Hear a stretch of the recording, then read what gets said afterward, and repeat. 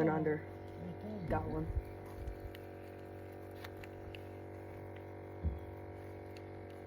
Right away. Oh yeah. It's a decent one. Feels like it. Yeah, it's a decent one. That one. It's a fat one. I think this is a keeper. Yeah. It's in the 9-inch range. It's definitely in there. Dang it. This thing would open his mouth. There we go. Dang. Came right on my hands. Let's see. This might even be a 9.5. Let's see. Inch tail. I like the way he measures them. The tail's hanging over this end. What's the tail that way? He loses a 1/2 inch every time. 9 3/4. Really?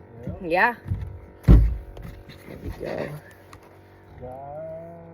God's plan.